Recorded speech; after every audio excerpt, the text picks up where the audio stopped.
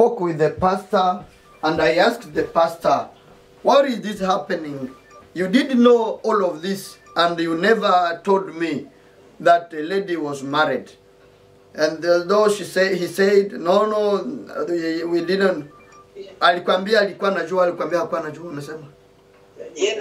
Yeye pastor. Pastor akasema kuna yeye alikuwa anajua, lakini tulikuwa tulishapendana na nilituma dote sikumuuliza. Adonke haiko kosa yake, aliona katwa bariki afanya sasa. Kamwambia mbao lipaswa katana bariki leo. And then when he asked the pastor, his pastor said, yes, you came, you wanted to wed, and it was not my concern to begin going into your things and then asking a lot of those kind of news. So I just wedded you, and that's all. Aleleti kakatala, ale tukapasula makartasi tena. Mendoa ilishapita kunani kule kukanisa, antuka ilikuwa fete kabambi sana. And afterwards, because the wedding was already blessed in the church, but when the lady had already another woman, another marriage without divorce, the municipality said it couldn't happen. That was the wife of somebody else. Then we broke the marriage, and the papers, we dropped them down. So we separated. Alors mie shida ilikuwa inatuma mimi naoa mbio vile, juu kila mtu anakuwa na shida, hata zambi inatafuta kuatake mtu na haipendi. Mimi nilikuwa ninatafuta oa mbio vile juu komini ilikuwa inaniambia nitafute mwanamke juu hawezi penda nibakenda watoto hivi mie peke na niko baba, wala batawakamata wala batafanya. Ndio nilikuwa mimi ma processes za kuingia mu madega vile. Shetani kwa ananikokota. When utaendelea sasa utajaribu kusikia kukata mbio. Ya mwisho sasa ndio ndamalizia mimi natamalizia. Inabidi ni explain ni témoignage yangu. Ndio. So what happened here that was causing me to marry like that in a hurry was that I was reinstalled in Sweden with my kids, and the municipality was telling me that I had to marry for the protection of my kids, that they have a mother that will take care of them together with me in the house. And this is why I was going up and down looking for a wife to marry. Mie kama vile pastor kameme siwezi kufanya desordre haikuwa napendeza mimi vitu vilikuwa vinanifikia tu vile. As a man of God, I didn't want to do disorder, but it happened in that way unwillingly. Bahati sikuzala naye mtoto hata umoja, nikamrudishia ule baba nikasema fata bwana yako muishi naye uniache. But by God's grace, I didn't get a child with that lady, and I gave back the lady to the man, the owner, and then I say, this is your wife, and our marriage with her was finished. Okay, ya mwisho sasa huko dega mimi najua kabisa. And the last one is now my personal challenges. Nikapenda mama moya natafuta niowe juu mimi susi yangu mwanamke nikuwe na bibi mwatangalia watoto na mie vraiment nipate kazi juu nikuwa mblockage sana, situmike juu ya watoto, ifo nichunge watoto juu nikiwachunga mbaba na babeba. I loved a certain lady there whom I pretended to marry because I wanted also in this way to protect my children, that they have a mother together with me. So nikapenda dada moya hapa pre kumupenda. And I love that lady. After loving her, tulipendana naye mpaka nikasikishia dote kila kitu yote. And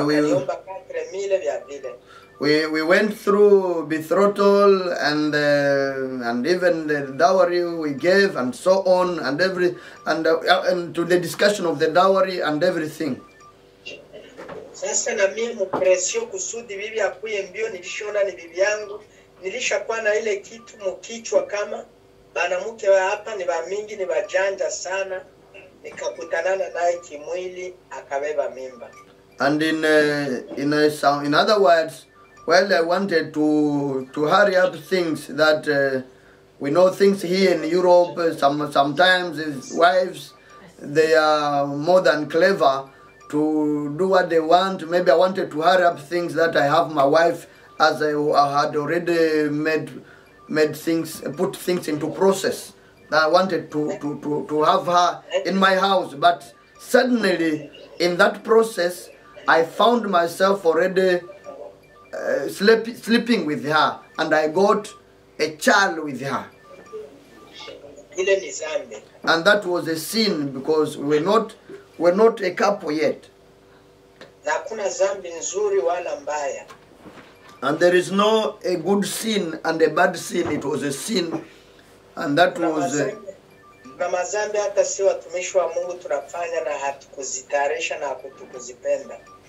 And there are other sins that we commit as believers, and they are not good before the eyes of the Lord. It is not good really before the eyes of the Lord.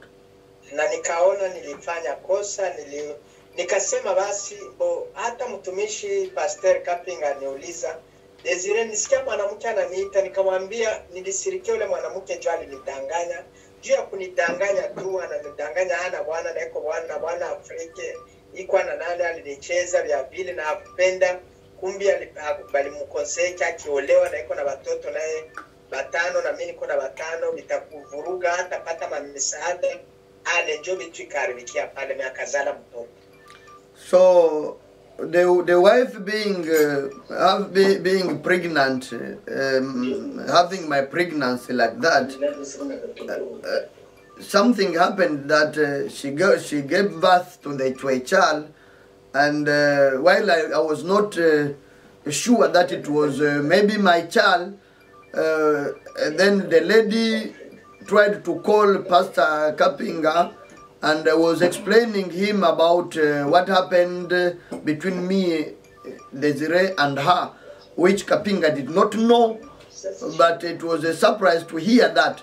And then coming with that story, then Desire said he wanted to cover things because he knew that he had afterward that lady, she had another man in Uganda that she was reunifying, so things complicated, and she had 5 kids, and I have also 5 kids, so we couldn't make it together.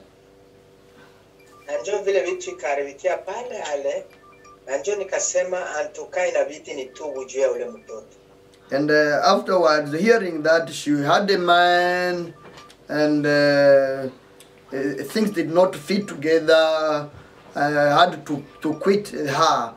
But I got that child together with her.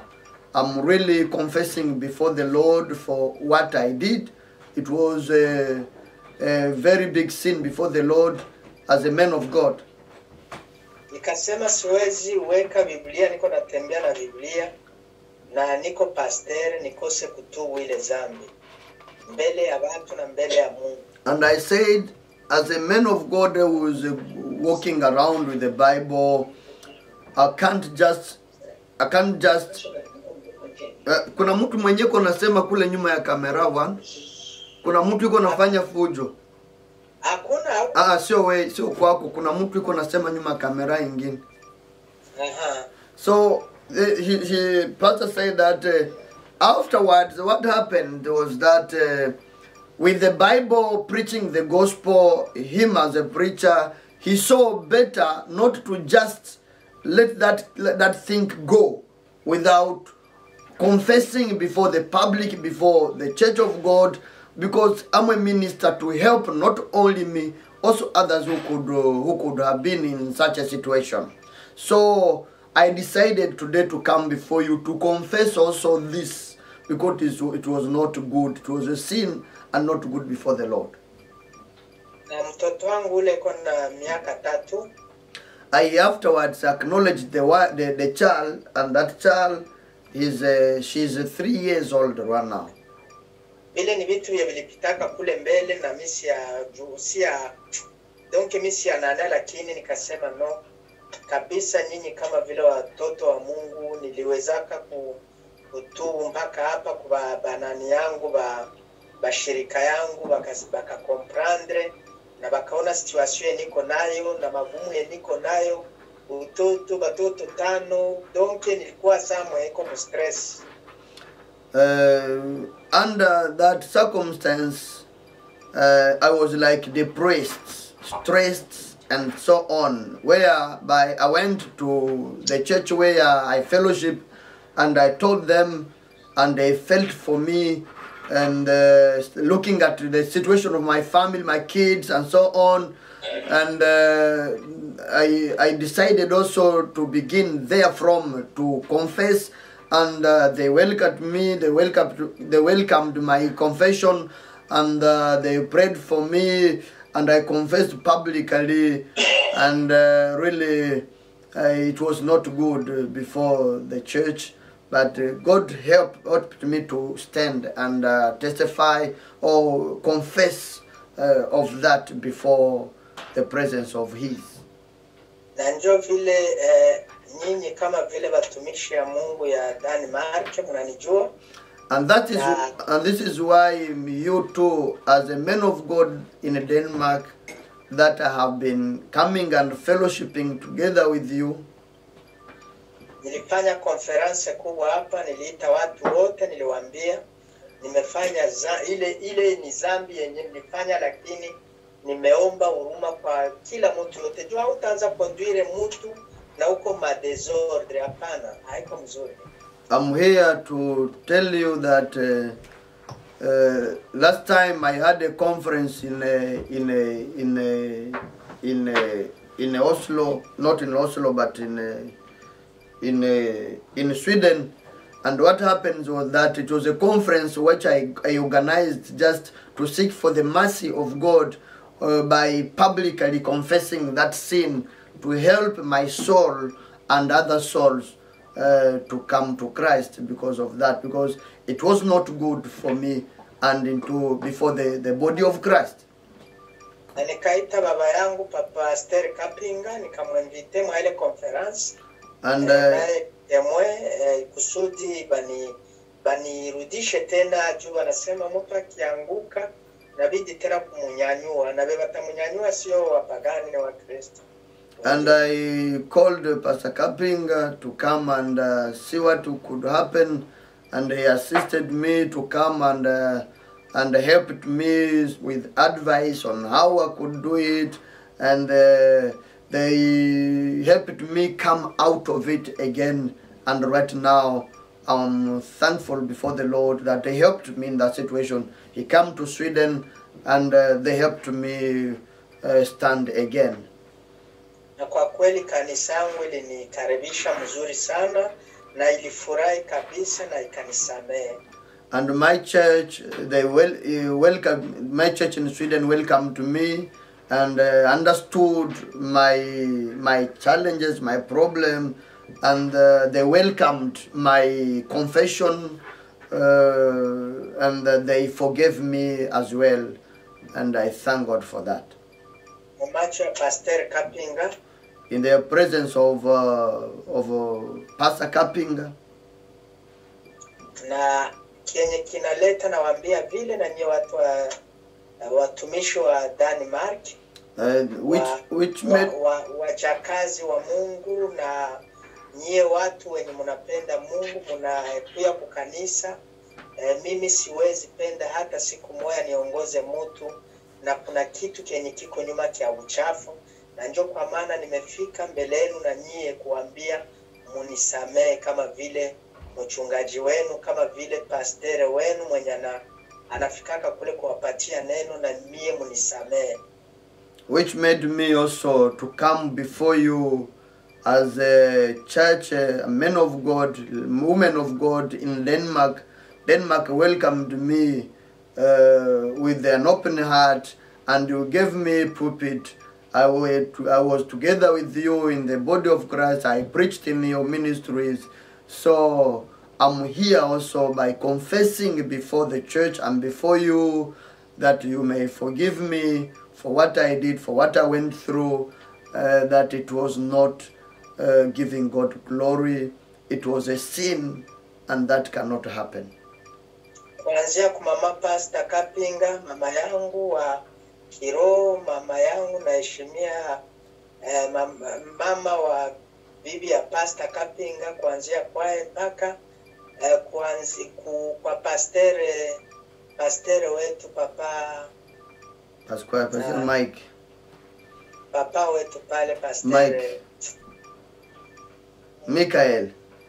Pastor Mikael, ni baba bangu wale wote, vraiment nyie wote na waomba msamaha kwa ile kitendo ilifikaka, na ule mtoto mumkaribishe mzuri munani mu congregation yenu.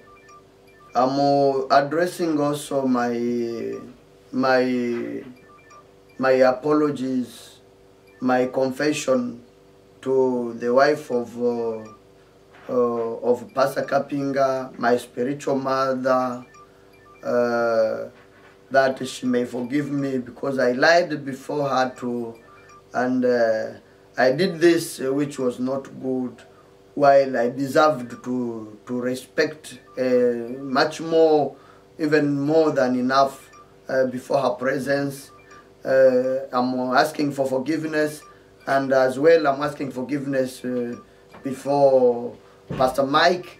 They are the men of God who welcomed me together with the church, and before my father, spiritual father, Pastor Kapinga. Na kanisa lote banisame kwa ile Denmark juu hapa wanajua, na ninaendelea kuongoza kanisa Dorcas Samaritain, niko pastor ajue pale. And the whole church in Denmark, the whole churches in Denmark, and the whole church in Denmark, especially in the body of Christ where I've been there, that you may all forgive me, the church of God.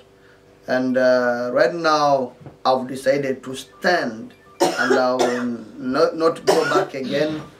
And my church in Sweden, the pastor who is leading the church has accepted me and accepted my confession, and has established me also there as her assistant. And I thank God for that. Kama iko inaonekana msikichike mtu, umwambie mimi sitaki vitu ya uchafu, niko natembea na Biblia na uchafu hapana. Nabidi nafundisha watu, na mimi najua kama mimi nafundisha Mungu iko pamoja nao.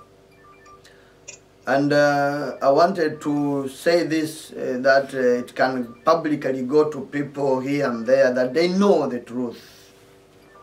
Basi nilipenda na nimalizie pale.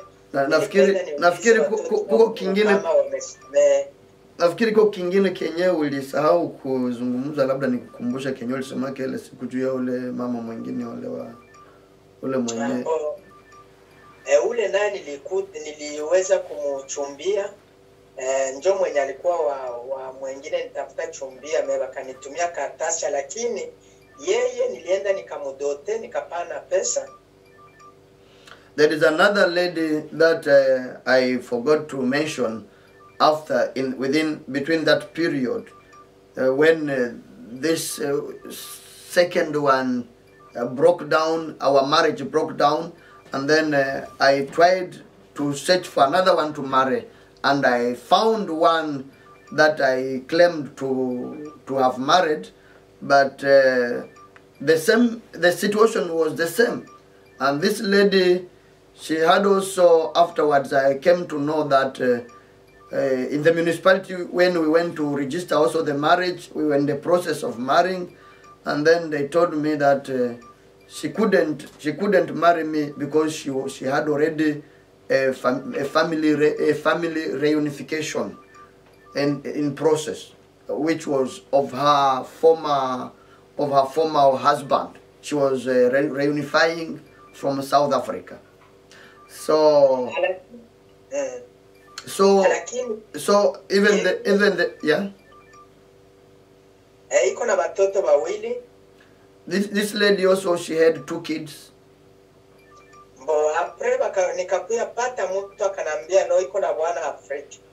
And afterwards, they told me that she had the husband in Africa, as said. And she's a daughter of a pastor. Babake alikufa kama mamake ni mjakazi wa kanisa, ni mamake ni mjakazi mkubwa. Yeah, her father died, but the lady, her mother, she's also a woman of God. Akaniomba mali nikamudote mali sana, nilimaliza mudote. Mamake akanambia, baba wewe njoo wa kwanza, mimi nakula mali yako. Bale wengine kama walienda kufanya mariage kwa wanafanya kama wanafanya vyote, mie vile haviniangalia, lakini wewe njoo baba wa kwanza mwenye nakula mali yako kutokea leo. Donc na mimi nasikia nilikula mali me. Unajua watu sasa wanaenda Magulaya, wanaenda Maafrika, wanasema wongo, wanafanya desordre. Mimi njoo mama yake na ule mtoto, si aplaka mali ya mtu mwingine. And the mother of that particular lady, when I spoke to her, trying to see how I could give the gift, the dowry, and then she said, no, the lady has been moving around with the other men, but no one has come here at home, like officially, like you are coming, you are the official one now, I know, and so on and so forth. So this is what she told me.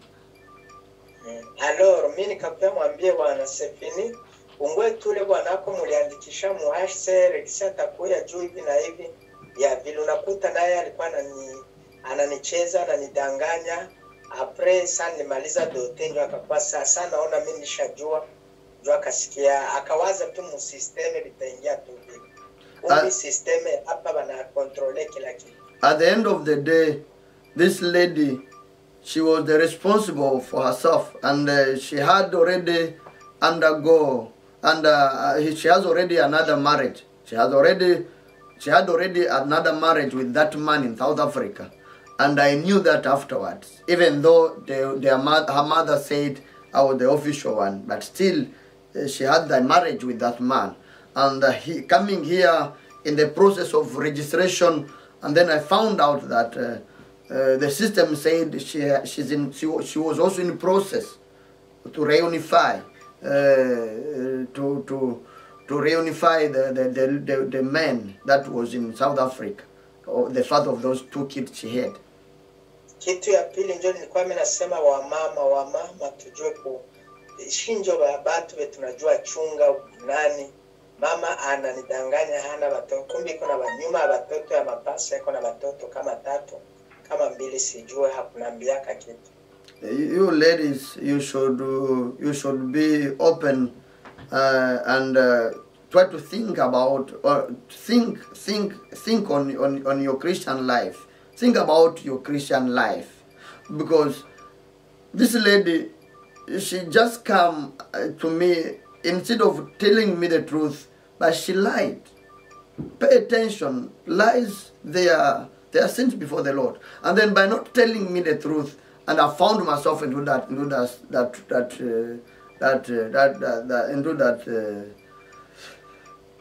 cage. And so I decided afterwards, after knowing that, I decided to quit, because it was not comfortable for me that we couldn't do it in that way. Mwana bajua sana njoo alikuwa anipatia ushuhuda ya kweli. Akanambia yule mwanamke alikuwa na bwana, walikuwa wanaishi naye bila mali, bila kitu chochote, lakini njoo alikuwa na nyumba walikuwa wakapangisha jeune garçon ndio malimbebesha ile mimba ya mapasa, na iko na ule bwana mwenye iko kipenaye.